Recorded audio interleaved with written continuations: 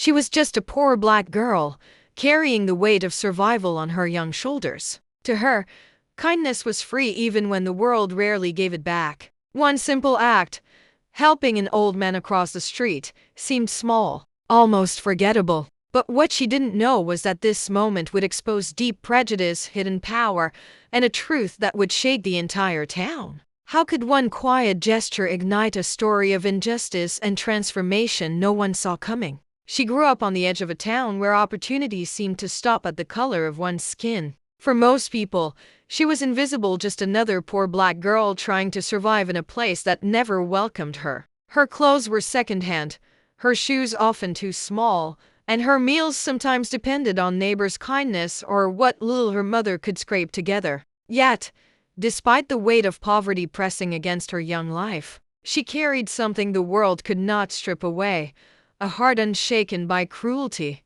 Her mornings began before the sun stretched across the fields. She helped her mother gather water, tended to her little siblings, and walked to school with determination that seemed out of place for someone who had already learned how unforgiving the world could be. At school, she sat quietly, never causing trouble, always listening, always hoping education would open doors that prejudice had nailed shut. Still, she couldn't escape the whispers, the stares, the quiet reminders that she didn't belong. To many, she was just that girl, a child whose dreams were too big for her circumstances.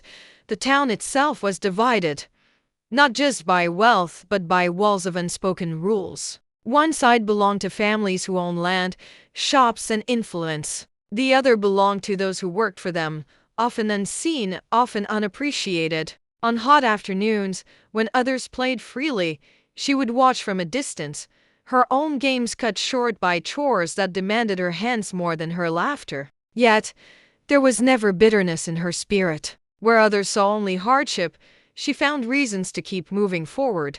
Her mother often told her, "Kindness is the only treasure no one can take away."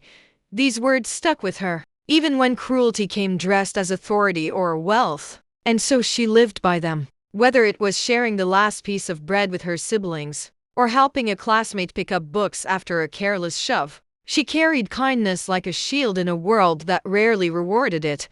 But beneath her quiet strength, cracks of tension stretched through the community. Land disputes, old grudges, and unspoken prejudices simmered beneath polite greetings and forced smiles. The wealthier families lived as though the soil beneath their boots was theirs alone, forgetting the hands that had tilled it for generations. It was no secret opportunity was not equally given, and voices like hers were rarely heard. Still, she kept walking, one day after another, unaware that her life was building toward a moment that would change everything. It would not come in the form of a classroom triumph, or a sudden miracle lifting her family out of poverty. It would come in the simplest way, an act so ordinary it almost seemed forgettable.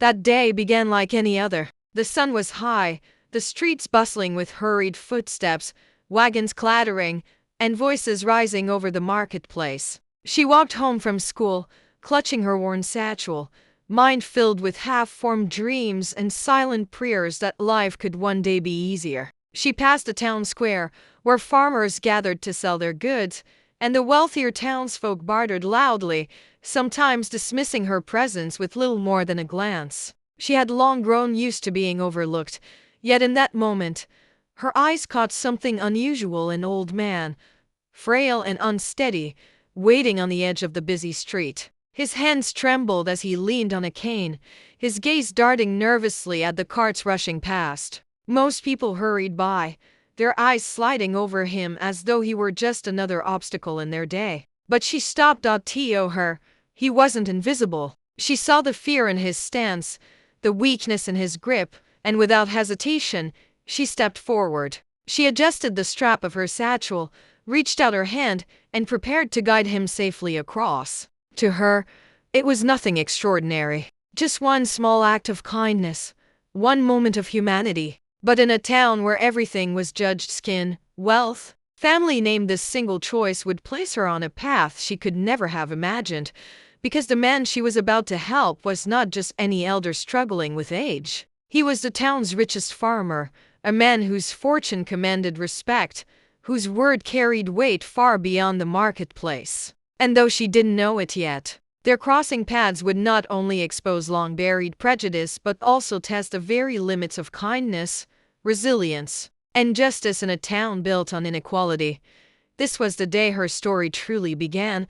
When she reached out to steady the old man's trembling arm, she never thought anyone was watching. To her, it was a private moment to people against the rush of traffic, a small act of kindness carried out without expectation. But in towns like hers, even the smallest gesture could carry weight far heavier than she could imagine. Eyes followed her. Whispers began. And by the time she reached the other side of the street, something invisible had shifted. The old man's name was Mr. Thompson, though she didn't know it then. He was not just another weary soul leaning on a cane. He was the landowner whose field stretched for miles, whose name commanded both fear and favor. His wealth had built barns, bought machinery, and kept entire families working for decades. People crossed streets for him, not with him. And yet here was this poor black girl, guiding him through the chaos as though she had every right to touch the most untouchable man in town. The next day, her name was on people's lips,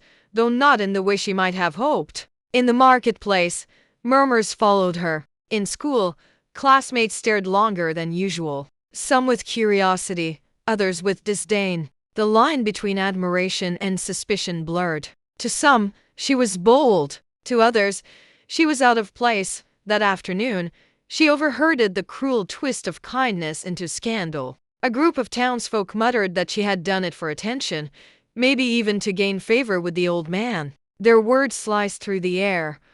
What makes her think she belongs in his world? They laughed as if her small act of compassion was a crime. The sting of humiliation settled deep in her chest, but she said nothing. She kept walking, head held high, though every step felt heavier than the last.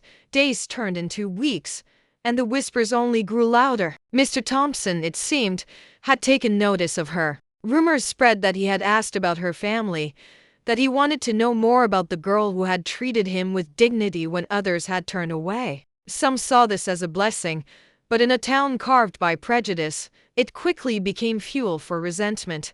One afternoon, she found herself cornered by a group of older children on her walk home. They jeered, asking if she thought she was better than them now, if she believed she could rise above her place. They shoved her books into the dirt, their laughter echoing as she bent to gather torn pages. She bit her lip, refusing to cry where they could see. But inside, the cruelty cut deeper than any wound. And yet, the more others tried to shame her, the more determined Mr. Thompson became to acknowledge her. One evening, his carriage stopped near her home. The sight of his horses and polished wheels outside their small shack drew neighbors to their windows. Whispers spread like wildfire. Why would the richest man in town visit the poorest girl's doorstep? Inside, her mother's hands trembled as she poured water into mismatched cups, while Mr. Thompson sat stiffly on their worn chair. He spoke kindly, thanking them for the girl's help. But kindness from him was a double-edged sword. For every word of gratitude, the weight of suspicion in the town grew heavier. Neighbors who once smiled at her family now looked away. Opportunities closed before they ever opened. By winter, the resentment had turned sharper. At church, they were seated apart, not by rule but by unspoken command. In the market, sellers raised prices for her family, claiming shortages. The breaking point came on a stormy afternoon. Rain poured hard against the rooftops as she walked home from school, her satchel heavy with damp notebooks. Turning a corner, she froze. A group of townsfolk blocked her path, their faces shadowed by hoods and anger. They accused her of trying to climb above her station, of shaming the community by drawing attention she didn't deserve. Their words burned like fire, each insult sharper than the last. She tried to slip past, but rough hands pushed her back. For a terrifying moment, she thought they might go further, anger flashing in their eyes, fists tightening at their sides. Then, as if fate intervened, a farmer's wagon rumbled down the road, forcing the group to scatter into the shadows. She stumbled home in the rain, heart pounding, clothes soaked, and soul bruised. That night, lying on the thin mattress she shared with her sister, she realized the truth. Her simple act of kindness had not only exposed her to the town's cruelty, it had revealed something larger. The community was not afraid of her helping an old man. They were afraid of what it meant if someone like her could be seen, valued, and respected. And though she didn't yet know how far the hostility would go, one thing was certain. The storm that had begun with a simple crossing was far from over. The storm finally broke one late evening, not with rain, but with rage. The girl had grown used to whispers, to cold stares in the market, to classmates who avoided her as if kindness itself were contagious. But what came next was nothing she could have prepared for. It began when Mr. Thompson, the old farmer she had once helped across the street, announced something that rattled the entire town. At the church meeting that Sunday, with his weathered voice echoing through the pews, he spoke of gratitude. He told the townsfolk that in a moment of weakness, when he was nothing more than a trembling man on the edge of a busy street, it was a poor black child unnoticed, unseen by most who had stepped forward. He called her his angel of mercy. And then, to the shock of everyone, he revealed his decision. He would be leaving a portion of his land, his wealth, to ensure her education and her future. The room erupted not with applause, but with outrage. Gasps, murmurs, even outright shouts filled the air. How could one of the richest men in the county, a man whose name carried such power, dare to tie his fortune to someone like her? A poor black girl, daughter of laborers, with no claim to legacy or land. That evening, the town boiled over. Rumors flew like sparks in dry grass. Some called it madness, others betrayal. By nightfall, anger had hardened into something darker. She walked home unaware of the storm gathering in people's hearts. Her satchel hung from her shoulder, and her shoes kicked up dust on the lonely road. When she reached a small clearing near the woods, she heard them voices rising from the shadows. Figures emerged, faces twisted with fury, torches lighting the night like fire in their hands. Her chest tightened. She tried to step back, but the circle closed around her. "You think you're better than us?" One spat, his voice sharp with venom. "You think you can take what's ours?" They weren't just angry at Mr. Thompson's decision, they were angry at what it represented. A girl like her being lifted above the boundaries they had drawn, breaking rules they had written long before she was born.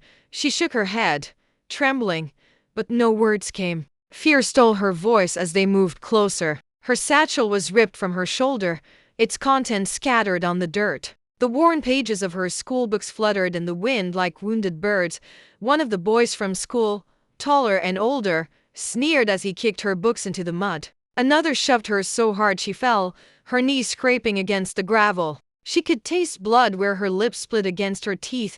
The circle tightened, their shadows dancing in the firelight. Threats hissed through the night air. Some wanted to scare her into silence, others wanted to break her spirit completely. For a terrifying moment, she thought this was where her story would end, in the dirt, under the weight of hatred too heavy for her small frame. But just when despair threatened to crush her, a voice cut through the chaos, rough, commanding, and filled with authority. "Enough." The crowd froze. Torches flickered as heads turned. There at the edge of the clearing stood Mr. Thompson himself, his cane pressed into the ground, his frail body leaning heavily, but his eyes burned with fire. Behind him, a few farmhands, men who had worked his land for years, stood firm, ready to defend. The mob wavered, anger colliding with the presence of power they dared not challenge outright. Some lowered their torches, others muttered curses, but slowly, reluctantly, they began to scatter. The girl lay trembling, knees bloodied, face streaked with tears and mud. Mr. Thompson stepped forward, lowering himself with difficulty, and extended his weathered hand to her. The same hand she had once guided across the street now reached back for her, steady and unshaken. "Stand up." His voice cracked, but carried strength. "You have nothing to bow to here." She rose, her body aching, her heart racing, but her spirit unbroken. The firelight around them dimmed as the last of the mob slipped into the shadows. What remained was silence, thick, heavy, but alive with meaning. That night became the turning point. The attack had exposed the town's darkest truth. Their fear of change, their terror of equality, their unwillingness to see her as human, worthy, and capable of more than the life they had carved out for her. And though she stood bruised and shaken, something within her had shifted too.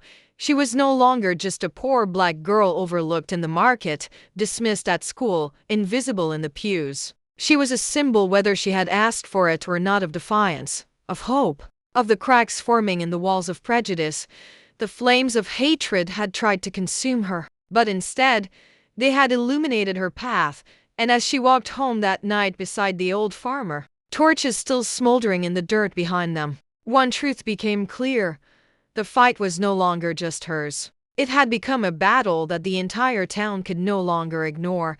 The days after the attack were marked by silence. Not the peaceful kind, but the heavy, suffocating stillness of a community forced to face its own reflection. Doors closed when she passed. Conversations hushed when her name was spoken. And yet, for the first time, the town could not simply pretend she didn't exist. Mr. Thompson's presence at that clearing had shifted the balance. His public defense of her, his refusal to let her be swallowed by hatred, was not easily dismissed. Some whispered that he had lost his mind, that his generosity had blinded him. But others quietly, cautiously saw in his actions something they could not deny.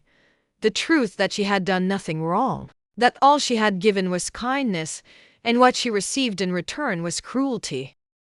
Her body healed slowly. Scratches faded, bruises yellowed, but the deeper wounds lingered in places no one could see. Nights were the hardest, when the memory of torches and shouting voices returned like shadows on her walls. Yet, with every passing sunrise, she rose again. She walked the same road to school. She carried the same satchel, though its pages were still stained with mud. She refused to disappear. Mr. Thompson, frail though he was, did not let the moment slip into silence either. True to his word, he began setting aside land and resources for her education. He spoke of her at town gatherings, not as a girl to be pitied, but as an example of dignity in the face of hate. His voice carried weight, and though it could not erase prejudice overnight, it planted seeds of discomfort in hearts that had long gone unquestioned. Her story spread beyond the town's borders. Travelers carried whispers of the poor black girl who had helped the richest farmer,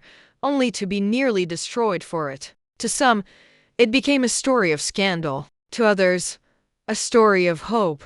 And to her, it became a reminder that even the smallest act could ripple outward in ways no one could foresee. But the truth was never simple. The town did not transform overnight. Many continued to look at her with suspicion, some with outright hostility. Opportunities were still scarce. Racism did not vanish because one man spoke against it. The scars of injustice ran deeper than one story. One act, or even one lifetime could mend. Yet change, however small, had begun. Children at her school, once silent in the face of cruelty, started to walk beside her. Neighbors who had turned away now left food at her family's doorstep when times were hard. And the whispers of hate still lingered. Whispers of courage grew louder too. As she grew older, the memory of that night remained with her not as a mark of shame, but as a source of strength. She understood now that what frightened people most was not her poverty, nor even her presence beside the old farmer. What frightened them was the idea that kindness could tear down the walls they had spent generations building. That compassion could rewrite rules written in hate.